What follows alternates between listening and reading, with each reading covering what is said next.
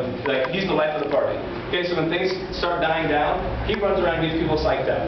Right? That is his one job. His one job is to make the wedding a party. Instead of like, hi, we're having tea. You know, like, instead of like this boring event that no one ever wants to come to, his job is to make it a party. And his job was the one that was on the line. Right? He wasn't doing his job well enough. He hadn't planned for enough wine. The party's about to run out, and he's the one that's going to take the fall for this.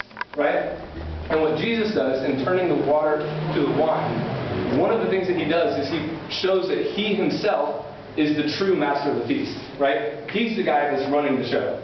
He's like, sure, you can't manage to buy ahead of time enough wine for this party. I can take buckets of water and make the party go on, and it'll be the best wine you've ever had, right? So Jesus is saying he's saying something very important about himself, and he said it before he started talking about the Beatitudes, right? Before he goes up onto the mountain, he starts saying, if you are angry with your neighbor, it's in your heart you have murder, right? Instead of giving them the hard stuff first, the first thing that he says is, I am the life of the party, right? And I think that a lot of us reach this conclusion that Christianity is going to be boring, right? A number of you have said to me, well, what are we going to do in heaven? Because that seems like it's going to be pretty lame.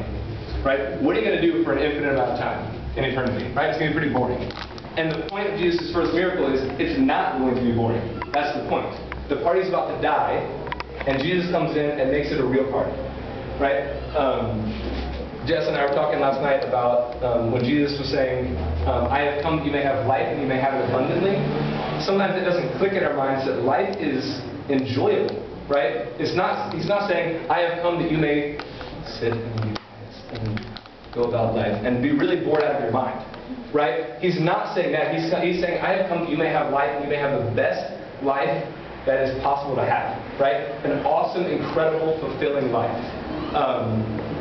And instead of going to that, and instead of actually believing him when he says these things and he does these things, a lot of times we turn to other things, right? We're tired after a long day and we go and watch TV and we zone out, because when we zone out, then it makes us less tired and it makes us forget that we are really bored with our lives, right? Or we do the same video games over and over again because we're really darn bored with our lives, right? And you'd rather do something else, you just can't figure out what it is you'd rather be doing, right? A lot of us are really bored with things, and so we turn to other things to try and, you know, make our lives enjoyable and give us some sort of meaning or fulfillment in life.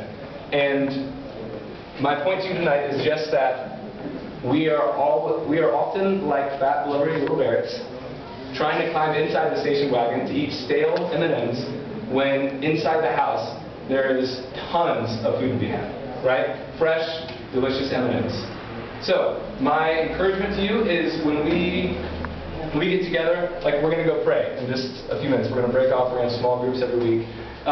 When we do that, if you take it seriously and you enjoy it, and you learn to enjoy it, and you learn to relate with God and talk with God, you will see an enormous change in your outlook on life, right? Instead of being frustrated all the time, and instead of having stress about things that don't matter, you'll find yourself shifting away from that, right? Because you're looking to someone who knows how to run your life well, right?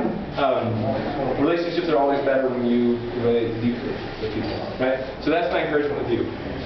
Don't try to get nasty stale M&Ms out of the station wagon. That's it. I'm going to pray for us. Jesus, we thank you that you are awesome and that you, God, that you're fun, you're enjoyable, you are exciting. God, we thank you that you are profoundly deep and a good friend even when we don't know how to. God, that you know how to do things that aren't boring even when we are bored out of our minds. God, we thank you that you offer a richness of life. And God, we want that. I ask that for myself. I ask that for these students, Lord. And God, we just ask that you would come and meet with us tonight, Lord, that we would see you, we would come to know you. And God, as the year goes on, God, we ask that you would show us how to relate with you in a way that is good, in a way that is honoring to you, in a way that is exciting and new and fresh and interesting, God. We ask these things in your name. Amen. All right, girls, you get the loft. Guys, we're in here.